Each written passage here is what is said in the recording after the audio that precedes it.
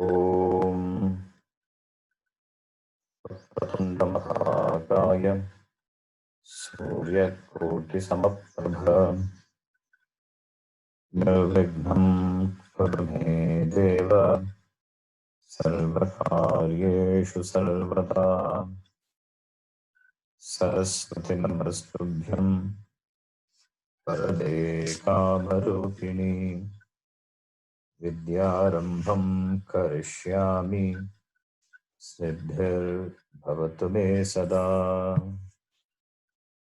साक्षात्कृतं दयानन्दं परमार्थस्वरूपिणं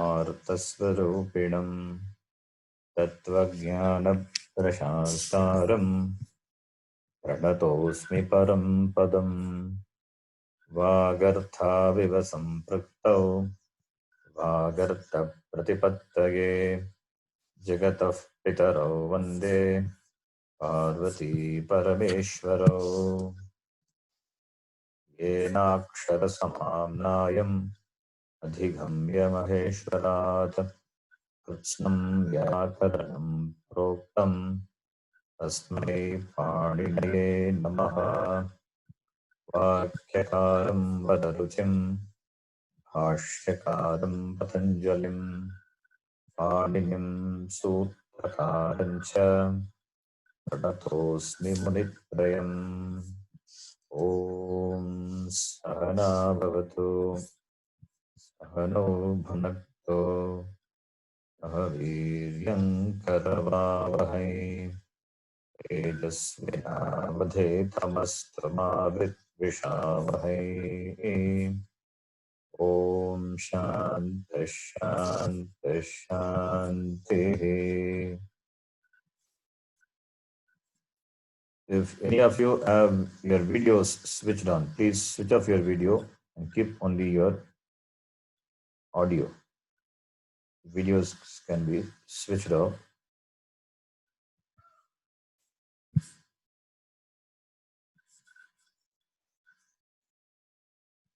Nipa and Shukla Chatterjee, please switch off your videos.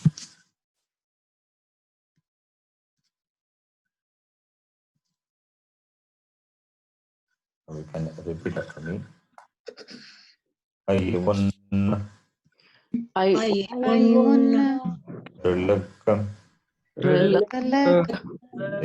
Eong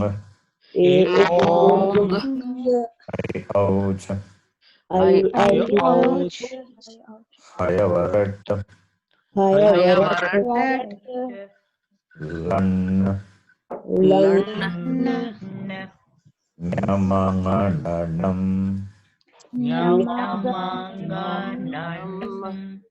Jabhai Ghadadash Jabagadash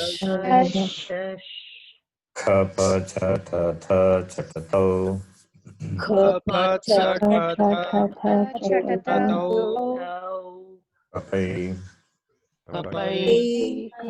Shashasar Hal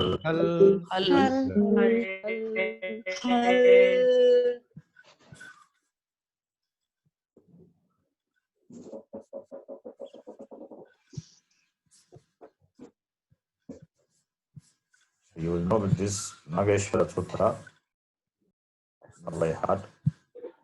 You will see the usefulness of this sutra later.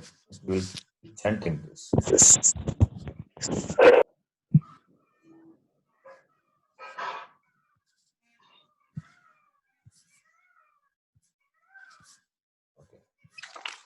Okay. Now you can repeat after me and make sure that there is no noise around you. Please don't use headphone. Use only. Sorry, don't use speaker. Use headphone. Don't use speaker. Use headphone and make sure that there is no noise. Even a slight movement of your table, a paper, it creates a lot of noise in my ear. It bangs my ears. So request to have some consideration for my ears and make sure there is no noise around you. Okay, now you can repeat. Rama Shabda. Akarantaha Pullingaha Rama Shabdaha. Akarantaha पुल्लिङ्गः Ramashब्dः Ramaha Ramo Ramaha. Ramaha रामाः Ramam. Better Ditya Bhakti. Not prepared now. Hari Shabda next. Harihi Hari Harayaha. हरिः Hariyah Guru Guruhu Guru Guravaha. गुरुः Guravah Pita Pitarau Pitaraha. पिता Pitarau पितरः Karta Kartarau Kartaraha. कर्ता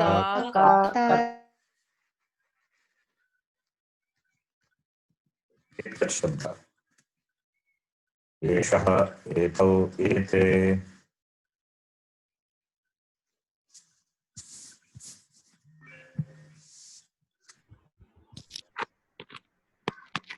Hello, can you hear me? Yes, Yes. yes, Guruji. Etat Shabda no. Eshaha Etau Ete. एषः एतौ ते Idam Iyam Iyam. You are doing pullinga. So Ayam Imau Ime. अयम् Imau इमे Do you all see the screen, the word file? Yes. Guruji. Yes. Then Tat Shabda. Saha Tau Te. Saha Kim Shabda. Kaha Tau Ke.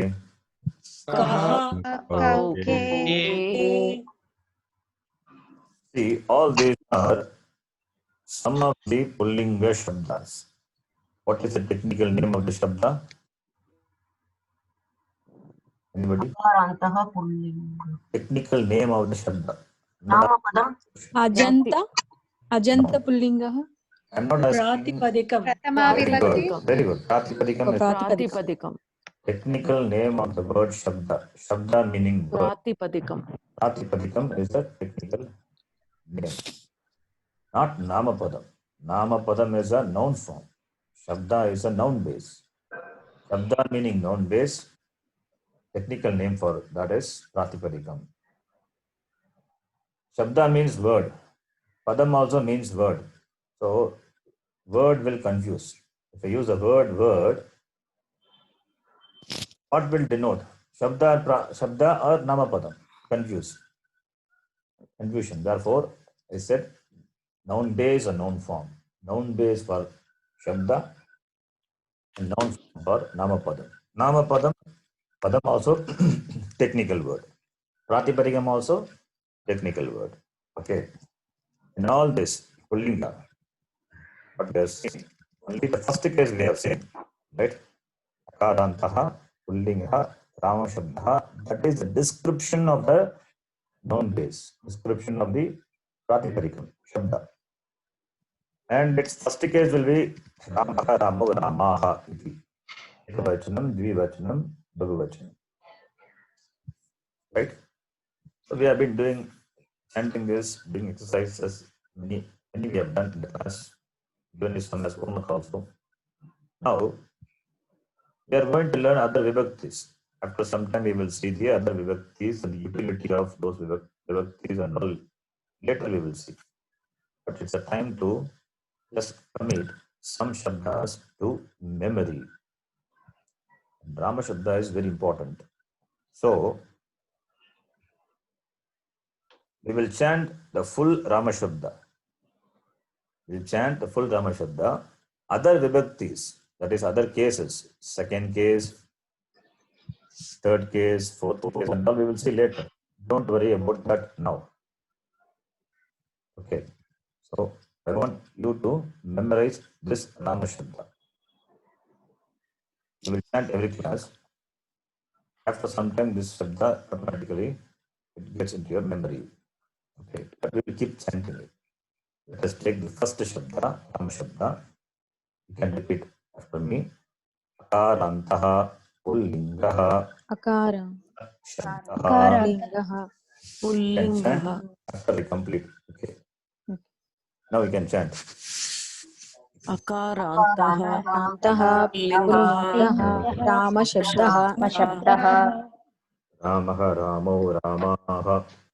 Ramah Ramo Ramaah.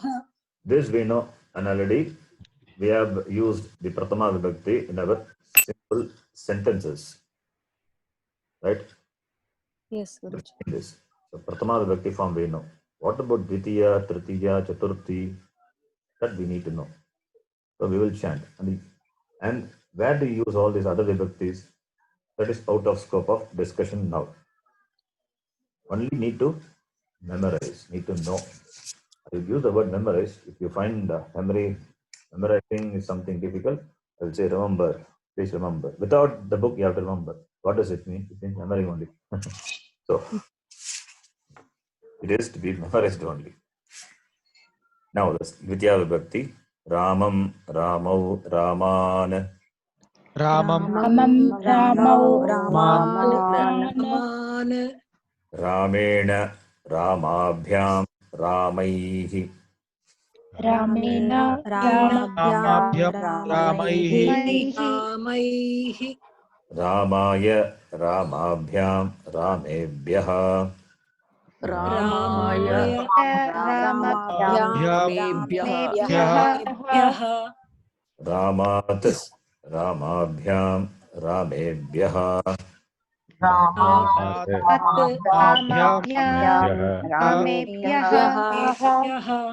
Ramasya, Ramayoho, Ramanam.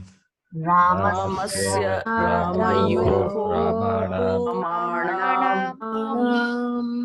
Rame, Ramayoho, Rameshu. Rameshu.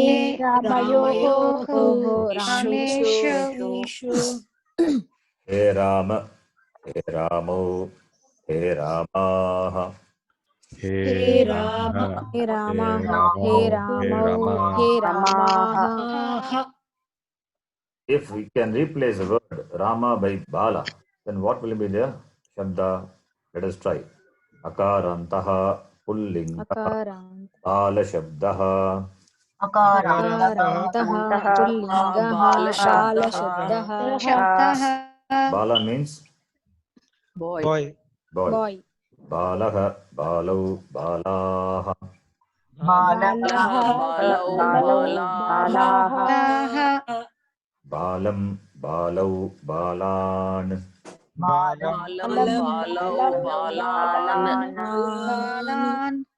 You see the same way the Rama Shabda, as the Rama Shabda is, the same way Bala Shabda also, right? Yeah. Bala Shabda also to be derived. As the Rama Shabda, so Bala Shabda. If you know one Shabda, one Akaranta Shabda, Pullinga Rama Shabda, Rama is only an example. Whether you know Rama or Bala, any one Shabda, one Akaranta Shabda, you know it. All the Akaranta Pullinga Shabda, you can decline it. You know it. Ramam, Ramo, Raman. Replace the word Rama by Bala. Balam, Balu, Balan. Is it difficult? No. So if you know Rama by heart, any Shabda, any Akaranta Pullinga Shabda is possible. Now, Tritiya Vibhakti, let us do. Balena, Balabhyam, Balaihi. Balena Balabhyam Balaihi. Balaya, Balabhyam, Balebhyah. Balaya Balat, Balabhyam, Balebhyah. Balat Balabhyam Balebhyah. Balasya, Balayoho, Balanam.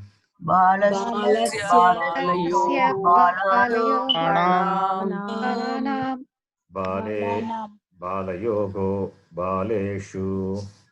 बाले बालेषु हे बाल हे बालौ हे बालाः हे बालाः Okay. Let's take another one. Some student's name we can take. Okay, Ram Kumar is Rama Kumara is a Shabda. Okay. Akarantaha Pullingaha Rama Kumara Shabdaha. अकारान्तः Rama Kumaraha Rama. Allow me to complete. Rama Kumaraha Rama Kumarau Rama Kumaraha. Rama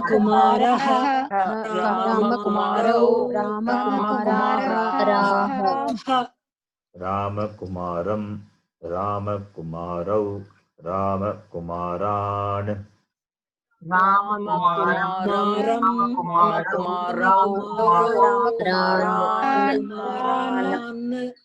Do you find any difficulty in doing this? No. Guruji. Rama Kumara is Rama is going to come for all the forms. So remove Rama. Only Kumara you can take. Kumara, Kumarau, Kumaraha. Kumaraha, Kumaro, Kumaram, Kumarau, Kumaran.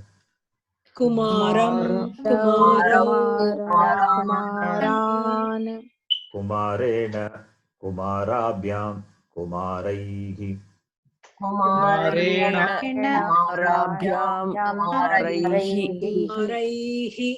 Kumaraya, Kumarabhyam, Kumarebhyah.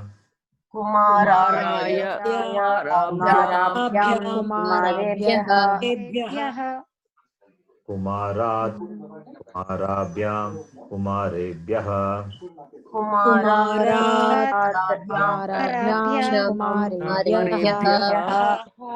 Kumarasya, Kumarayoho, Kumaram.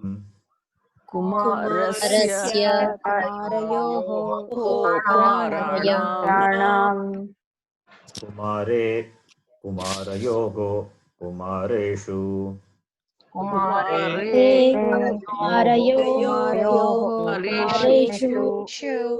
He Kumara, He Kumarau, He Kumaraha.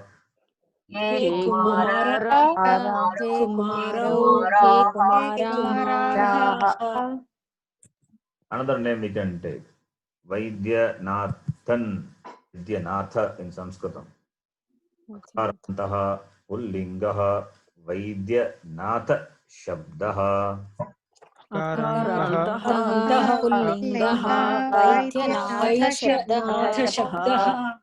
Vaidyanataha Vaidyanatau Vaidyanataha.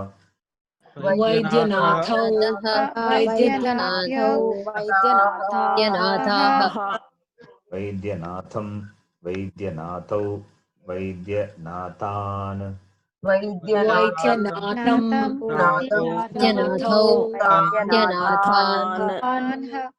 Vaidyanatena Vaidyanathabhyam Vaidyanataihi.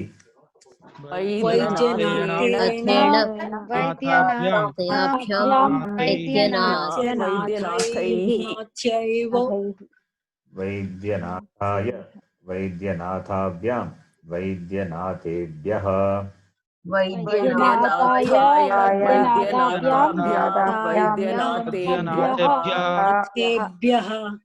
Vaidyanathat Vaidyanathabhyam Vaidyanatebhyah.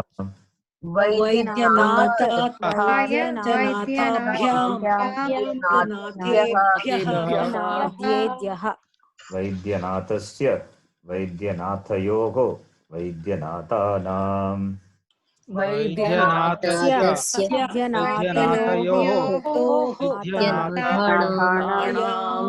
Vaidyanate Vaidyanatayoho Vaidyanateshu.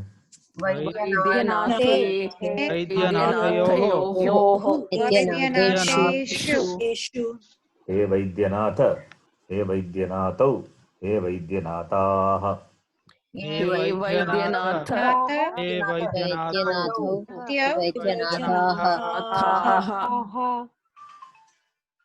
Now you tell me, you have any difficulty in chanting the similar shabda? Similar shabda means akaranta pullinga shabda. No, So Rama shabda, the same way you have to chant the shabda. Rama shabda, if you know, whatever, wherever Rama is there, replace it by the shabda. Now, akarantaha pullingaha Lakshmi Narayana Bala Subramanya Sharana Shabdaha. Say, अकारान्तः पुल्लिङ्गः पुल्लिङ्गः Laxminarayan Laxminarayan Balasubrahmanya शरणशब्दः what is this? Such a long shabda they are giving. It's very difficult to chant. No, Sharana. only the last word A is important. Sharana, that's all. Whatever the letters preceding, don't bother about that. Shabda may look very long. Even if it's like a length equal to the length of a sentence, doesn't matter. Ending with A, that's all. Then Ramaha Ramo Ramaha.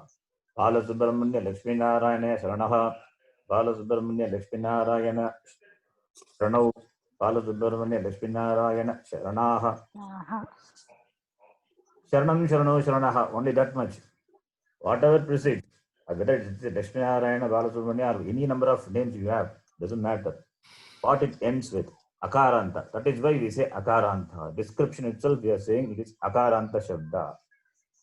That is the importance of saying the anta, the akaranta. If it is akaranta, shabda is like this. If it is pullinga, it is like Rama shabda, Rama shabdavatu. So if you know one shabda, Rama shabda, any akaranta shabda you can do. And don't feel threatened by the long name. Doesn't matter. Is akaranta shabda, Rama shabdavatu. So, in the book 1, what I sent long back, it is this all, or I'll be sending later, or you would have noted all the akaranta shabda. The class we would have practiced. Take Yes. shabda Yes, homework yes, Guruji. and practice, write and say it.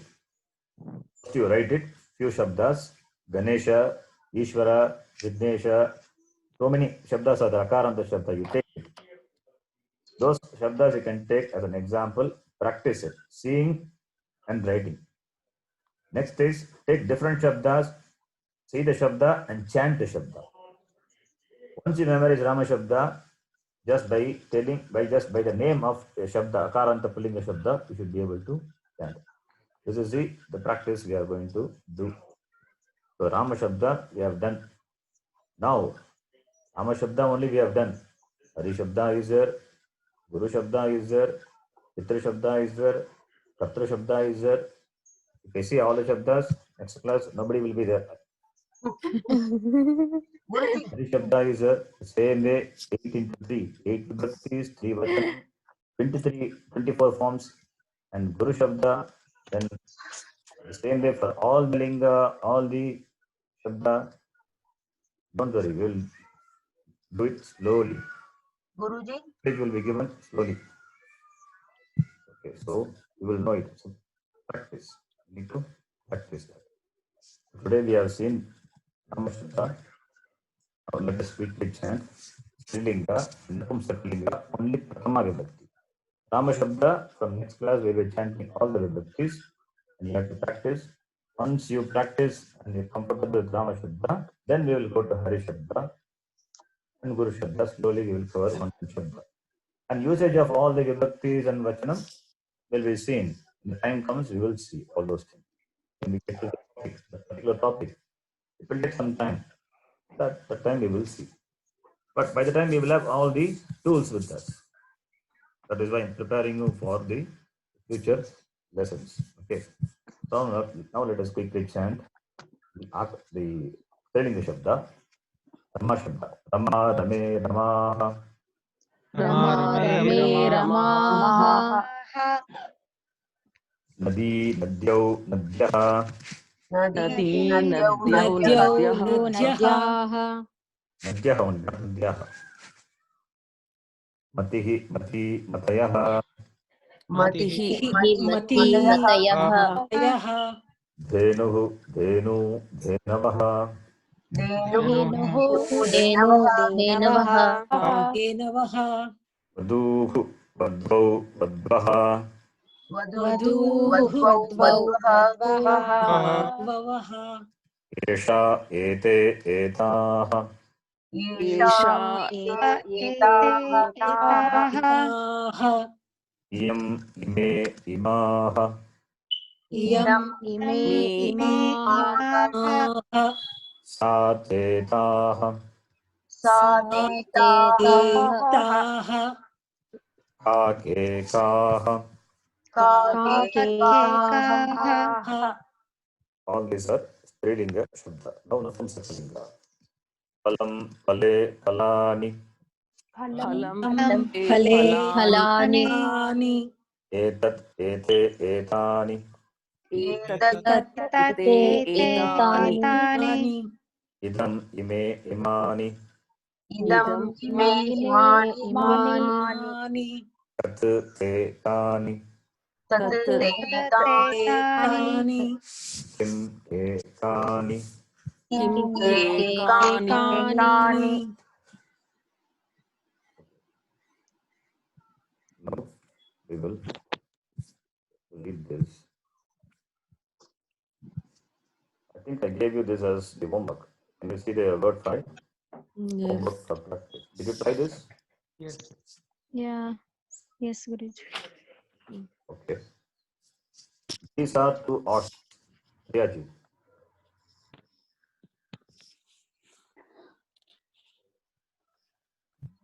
Did you try? Riyaji, Yeah, can you- etau ashvau. Okay. Calling names from these. Okay. Okay. Tell me, Riyaji. Is the answer? These Sir, etau ashvau. Very good. Etau Ashwau.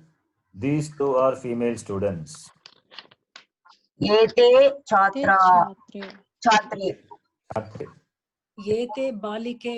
बालिके Balike girls, students. Chhatra. Pulling. Akaranta. Strilinga Shabda. Chhatre will be correct. Okay. Anybody can do. Those are monkeys. ते वानराः ते वानराः But different people, please do it. Others also can unmute the mic and participate. This is subject. ते एतत् पुस्तकम् एष this is a book. एतत् पुस्तकं Those are glasses. तानि ते उपनेत्राणि तानि उपनेत्राणि उपनेत्राणि Nani Upanetrani. उपनेत्राणि Please participate. Okay. that is a telephone. सा दूरवाणी सा Duravani. दूरवाण्य सा दूरव Sadhura. दूरवाणी वाणी Duravani. Vani. Ikaranta. Duravani. दूरवाणी These are teachers. एतौ अध्यापकौ एते अध्यापकाः It is Bhagavachan. These are not two Eight. teachers. एते अध्यापकाः एते अध्यापकाः। अध्यापक Ete Adhyapakaha. Ete. एते अध्यापक Ete Adhyapakaha. Shikshakaha. Any word you can use. They are beggars. ते याचकाः Ete याच ते याचक What is याचकाः Bhikshu? Bhikshu you are saying. Yachaka. What is beggars? Bhagavachanam. भिक्षुकः ते भिक्षुकाः भिक्षुकाः No, no. ते याचकाः Bhikshakaha is not the correct one. Bhikshu is Ukaranta Shabda. Therefore, भिक्षुकः भिक्षवः ते भिक्षवः Bhikshu, भिक्षवः Go Shabda. So, te Bhikshaha you can say, or somebody said Yachaka. याचक Te Te Yachakaha you can say. Pullinga. याचकाः Your choice. You can use any word you like. But look for what it ends with. Accordingly, the Shabda. Right? And here one important thing. The word beggar. The word labeling a person as a beggar is the worst thing a person can do. Nobody is a beggar. Nobody is a born beggar. People are given to begging. Situation makes them given to begging. This is what Swamiji says. Beggar, you should be very careful in using the words. Hence, using the words and labeling them and dismissing them. Either we dismiss them or label them. And that labeling, it's a damaging thing. For the sake of translation, I'm using the word beggar. People are given to begging. They are called beggars. You'll never use the word Swamiji, this word beggar. But if he uses, he will say it and then use. This is a straight font. This is universe. I am I am Vishwaha. Vishwaha. Yes. Ashwa Jagat. I am Vishwa. Vishwaha Vishwaha. or Jagat- Yeshaha Jagataha. Vishwaha, your choice. Brahmandah. What about Jagata? Jagataha? Jagat is Takar, Prapancham. it is Takaranta. What? Okay. Sorry, Takaranta Shabda. Takarantaha, it is Napumsakalinga. Jagat, Oh, we have not seen that. Therefore, don't use Jagat. okay. Okay. It is not Jagada. It's not Jagata Jagad. or Jagada. It is Jagat. Jagat. The letter is a consonant. It is Takara, No. consonant. Consonant ending Shabdas we have not seen except some pronouns. Like Yeah. the idam and all we have seen. But not the other Shabdas, not the proper nouns we have. So you can use the Shabda which we know. Vishwa you can use. Prapancha you can. Vishwa. Brahmanda you can use. Right? Can we use Yes. Brahmanda, Guruji? I said you can use. Thank you. Those are stars. Te Tani- nakshatraah. Tani Tani nakshatrani. Nakshatra is Pumsakalinga. So Nakshatra. Nakshatrani. Tani. Tani not te. nakshatrani. Nakshatrani. Te nakshatraha when you say both are wrong. Okay. Te is also wrong. Nakshatraha also wrong. Nakshatra is Napumsak. Therefore, nakshatraha doesn't exist. The word nakshatraha doesn't exist in the language. Okay. Nakshatraha, suppose if it is Bhagavachanam, te is Dvivachanam. Right? That also Yeah. Vachana mismatch. So that is wrong. Tani nakshatra. Nakshatrani. Nakshatrani. This is a good She exercise. If you can do this, the base is all right. Now we have got a strong foundation. Okay.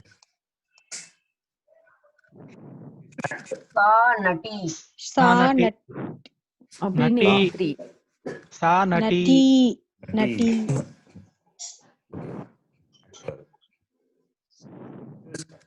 Yesha Jihva. Iyam jihva. Jihva. Iyam jihva. Very Iyam good. jihva. Yam Yam Pradesha. jihva. They are vessels. Te Tani tani Tani patrani. patrani. Patrani. Tani patrani. Patrani. If you can respond by calling your name, it will be nice. We'll call the name, you can answer. Yes. Yes, This is Guruji. an aeroplane. Priyaji. Priyaji is not the next person. This is an aeroplane. So try. If you have difficulty, help. Yes, Sri. The word for Aeroplane aeroplane is Vimanam Vimanam. or Uddayanam. Uddayanam. That which goes up, that's called Uddayanam. Vimanam. Aeroplane. It is Pumsakalinga. Yes. Idam Vimanam.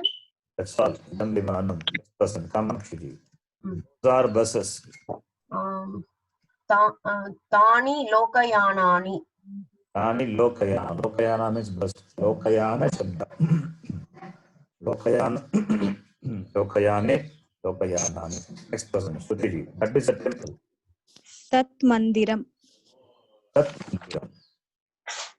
Saha Devalayah. Also you can say. Saha Devalayah. Saha Mandiralaya also. Tat Mandiram. Okay, good. Mandiram is Tat Mandiram. therefore Tat. Devalaya Mandiralaya. Idam Therefore Saha. Himalaya. This is Himalaya. yes. Tat Himalayam. Girijaji. I am Himalayam. Himalayan. Himalayas is plural. So, Ime No. Himalayaha. In English, Himalayas only, it's not plural. Himalayas She- refers to that range of mountains, it's singular only. Singular only. Then I am Himalayaha.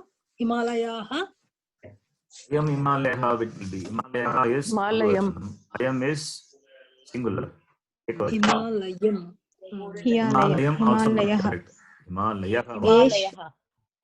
Himalayah. Yeshah Himalayah. Or Shah Himalaya. Himalayah. Gender match. Himalaya is a word. Alaya. Just like Alaya. Okay. Yes. Jyotiji, if you're doing something, please mute your mic. It's next person. Manjula ji. She is a doctor. Iyam Doctor. Vidya Akaranta Srilinga. Yes, Guruji. Iyam Doctor what? Vaidya. Vaidya. Vaidya is Pullinga. Vaidya. Ya is Strilinga. Dhamma Shabda. Vaidya, Vaidya, Vaidya. Iyam Vaidya. Iyam Vaidya. Yes. Yes. Or Guruji. Chikitsika you can use. Yeah. Iyam Chikitsika. Chikitsika. Iyam Chikitsika. Chikitsalaya means hospital. Chikitsakaha, doctor, the one who treats. Chikitsika, female. Okay, next person. Okay. Kumarji. They are soldiers. Kumarji not there? Okay. Yes, I am there. Yes, Guruji. We are soldiers. Yeah, they are soldiers. Yes.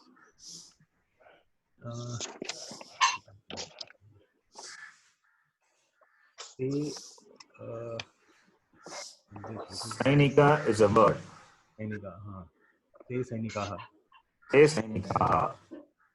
Next person. Arakshaka. Can we use Arakshaka, Guruji? Raksha is police. Guruji, Police, they okay. is those, isn't it? It's okay. They Those are are those. the. Same, right? This is a mango. Can we Yes. say K Sharan. Sainikaha? What is it again? Can we say K Sainikaha or like Te Sainikaha is more accurate? You're saying K? K is question. Yes, question. Question. K. Okay. Te Te Sainikaha. Sainikaha. Who are soldiers? They are soldiers. Te Sainika. Te Sainika. Answer for K is Te. Okay. Te. Okay. Yeah. Next person. Nalini ji. Sharanji, Yeah. Sharanji, I have a doubt. For they, we should be using Tat Shabda, or is there anything specific for they? See, they means which is we are referring to that which is, let us say, away. They means away. You can use Tat Shabda depending on the linga. Depending on the linga, you can use Pullinga, Srilinga, Napumsakalinga. They refers to that which are away from you. Therefore, Tat Shabda you can use. They are those. If you want to use it. Yeah. Guruji, can we use the word Yodha? Sorry? Yodha. Yes. Yodhaha you can use. Good. So, Sharanji, for they, we can use like depending on the nearness or farness, all the three, you mean? See, in English we say they. It can be near also, but in this context, we are just far away. That's it. Referring to some people who are close to you, you can say they are my sons. They are my children. You're saying, right? They. Yeah. In English, we have that limitation. They means it can refer to something which is closer and far also. Depending on the context, we know what it is. So whether it is near or far. If it is near, you can use idam or etad. If it is far, you can use tad. So, like etad, idam, and tat, it can be alternatively used for this, that, or they, right? Etad, again, idam. Etad, we are using it for an English translation for this, which is very near. Understanding the language is not correct. It's only to help you in the beginning. Okay, you have to drop. Okay. In order to connect to English is not the adhishtanam for Sanskritam. Okay. Okay. So now, your understanding, we are saying the equivalent English words, but understand what it means. That's it. Etad refers to that which is close. Idam refers to that which is close. Tad refers to which are away. In English, whichever word you use, you can use that. Your choice. Okay. That is how the understanding should be. Clear? Guruji, All of you, is it clear? Okay, Ji. Yes, Ji. Guruji. one Not doubt. only for Priya ji, even for others also I'm saying. When we learn a language, even when the mother, our mother tongue, how did we learn? We just learn by practice. We didn't have any support of other language. We just listen and pick up the language. The same way also, any language should be learned. But when we grow up, what we do, we try to compare with the other language. And the other language becomes a pramanam for this language. Not at all. Okay. The language has to be learned in that language only. That is why Samskrita Bharati and all, they teach Sanskritam only through Sanskrit. But it's a difficult thing, right? That's why we use language. But we have to understand the limitation of using the other language. Yes, please ask. Somebody are asking some question. Guruji, you said some word for soldier, Yodha, something. Yodha, I said. Yodha, yes, warrior. Is it for female soldiers or male No. soldiers or in general? Yodha, Yodo, Yodaha. Yodaha is it. That's why I said. Okay, plural. Okay. Te Yodhaha. Okay. Next person, Nariniji. This is a mango tree. Iyam Amra Vriksha. Why Iyam? Iyam is Strilinga. Vriksha is Pullinga. Eshah. Not Napumsakalinga. So there's a mismatch of Linga. Okay. Tell me the right answer, Nariniji. Idam Amra Vrikshaha. Vrikshaha Pullinga. Idam is Napumsakalinga. Therefore, mismatch in gender. You have to use appropriate pronoun. Therefore, I am Amra yes. Vriksha. I am Amravrikshaha, I can say. I am Amravrikshaha. That is okay. Another word for Amravriksha. Amra, mango. Vriksha, tree. Mango tree. Amravriksha. And there is a word for mango tree, that is Chutaha. Okay. Chutaha. Chu. The cha, the first letter. Chavarga. Chutaha. Chutaha. So you can say I am Chutaha also. Right? See, the practice is using the correct gender. The matching of genders is important, and matching of vachana. That comes only by practice. We have to practice a lot. Then only Can it we can use Eshaha Amraha also. comes. Guruji? Yes. Yeah, okay. Guruji, Person. is petaha Sanskritam? Peta? Again? Like, Pet. Yeshaha Amra petaha? Pet is in Sanskritam. We don't have paid. Paid. Okay. We don't have in Sanskritam. Okay. Guruji. Next person, Kausalyaji. These two are singers. Yes. Singers, Gayaka. Mhm. Etau Gayaka. Eto Gayako. If it is female singers, Gayike. yeah, but what about these two? Ete Gayake. Gayike. Gayike. Ete Gayike. Gayaka, male. Gayika, female. Gayakaha, Gayakau, Gayakaha. Gayika, Gayike, Gayika. Yeshaha, Gayakaha. Etau Gayakau. Ete Gayaka. Yesha Gayika. Ete Gayike. Etaha Gayikaha. Understand? Okay. Yes, Guruji. All the forms. So you have to practice this. Only by practice comes. Next person, Nageshwar. They two are robbers. Tau Amosau. So, Amosau. what is that? Amosha. Yeah, I saw in that Sanskrit, spoken Sanskrit. I don't know what that means. Amoso. Amosha. Stenaha. Simple word chora. You can use. Yeah. I don't know what it means. See, Tau. that dictionary, Yeah. okay, it gives the meaning of all the possible, the meaning for the particular word, the possible meaning. Okay. You have to use the appropriate word for it. See, for example, Yeah. attend. The word attend is in English. Okay. Attend means what? Attend means he attended the function is there. What Yes. is attending? Is attending the patient also is there, right? Yes. Yes. So the meaning is different. Yeah. So when we see the dictionary attend, depending on the context, we have to take the meaning of the word attend. Similarly, the Sanskrit dictionary also, rather, but what context, what meaning will apply? You have to take popular meaning. That's the problem. This dictionary. So you need to, I mean, maybe difficult at the beginning, and after some time you will find it easy. Okay. I don't know So- the meaning of the word what you said. First time hearing. Chora is simple. Okay. Chaurav. Chorau. Chaurav.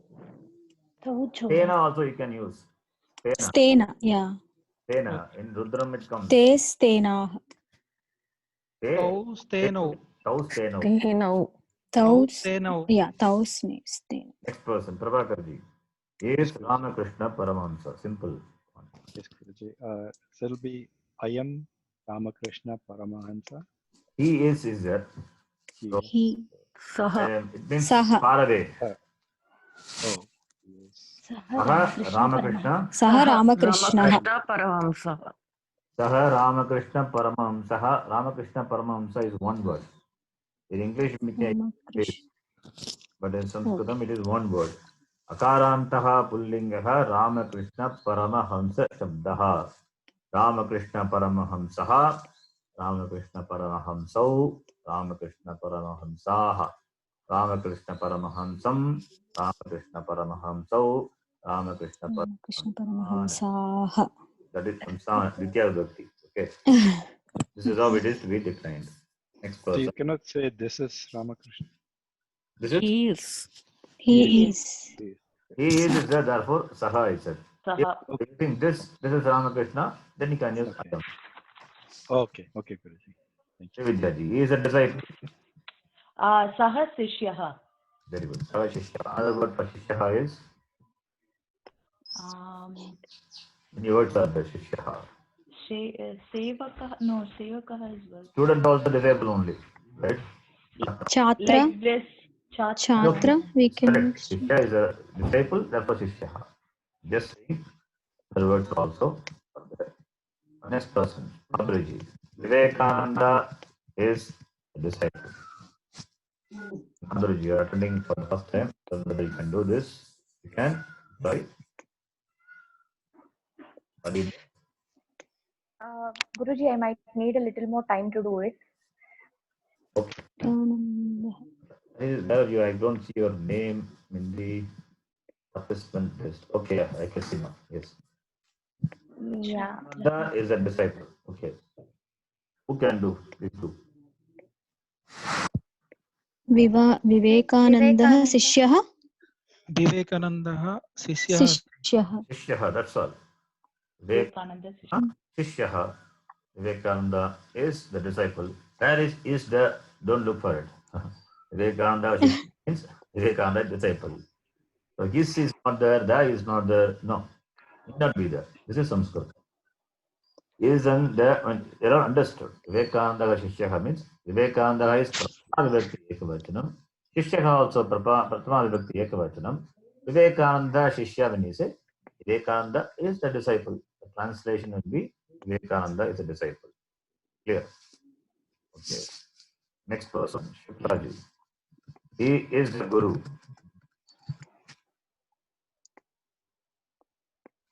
Shuklaji, when you call your name, please unmute your mic and respond. Not the next person. Okay.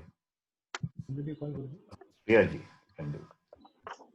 Yes, Sri. Saha Guruhu. Guru. That's it. Saha Guruhu. Saha Guruhu. Yeah. Say again, Yeah. Priyaji. Yes, Sri. Saha Guruhu. That's what. I didn't hear the word Guruhu clearly. Guruhu. Okay, Ji. Okay. Saha Guruhu. Guruhu. So up to 25, let us say 25 we have done. 26 onwards we will do it in the next class. Do we have some more time? Sharon Ji, Yes. just one doubt, Ji. Is Yes. there a difference in the way we tell in Sanskrit when we say Ramakrishna is the guru? Yes. Ramakrishna Guru. Ramakrishna Maybe Guruhu. Ramakrishna Guruhu. Guruhu. Is that like that? Ramakrishna Guruhu. Guruhu? Krishna Paramahamsaha Guruhu. Yes. Guruhu. Yes. Because Yes. he is Ramakrishna Paramahamsa and Ramakrishna is the guru. Is there any difference in Sanskrit we say? Saha In the order? Ramakrishna Paramahamsaha. Saha Here we... Krishna Paramahamsaha. Ramakrishna Paramahamsaha Guruhu. Guru. That's all. Okay, yeah. Okay. Right? Yeah. Okay. Another 5 more minutes will do. Okay. Some simple Sanskritam you can learn, practice.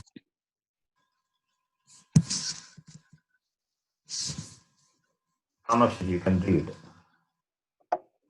Mama nama Adityah. Only that much enough. Mama nama Aditya.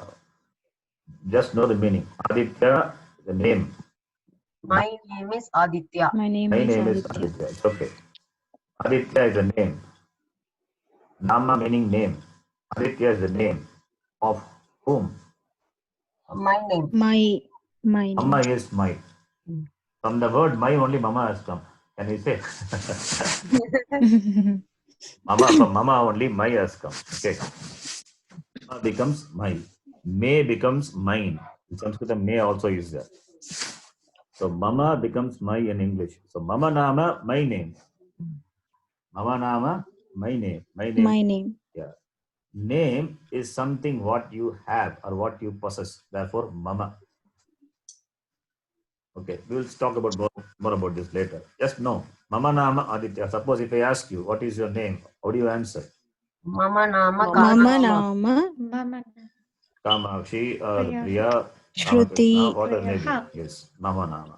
Now I have to ask your name. Okay, now listen. Next time, Shruti ji can read. Bhavatah Nama Kim. Yes. Nama Kim already we know. Kim we What? know or not? You know, right? Kim means what?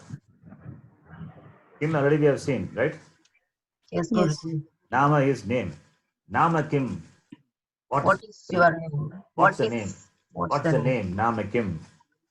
Bhavataha Nama Kim. Bhavataha refers to you. And the you is masculine. He is asking the question to a person who is a male. Therefore, Bhavataha Nama Kim. And Bhavataha is with respect. It is with respect. When you talk to the person who are of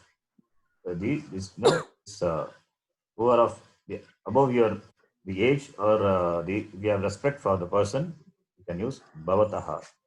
If of same age or below your age, then you can say Tava. You can use Tava. Tava. Your, what is your name? Tava Nama Kim. Bhavataha Nama Kim or Tava Nama Kim. And the person answers. What is the answer? Girjaji. Mama nama Devavrataha. My name is Devavrata. Okay, my name is Devavrata. Bhavataha Nama Kim? Mama Nama Devavrataha.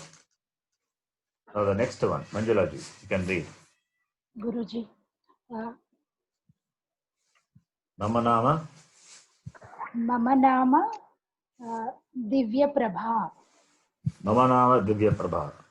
The person is a female. Therefore, Divya Prabha. Mama Nama Divya Prabha. Now, the next line. Bhavatyaha nama kim?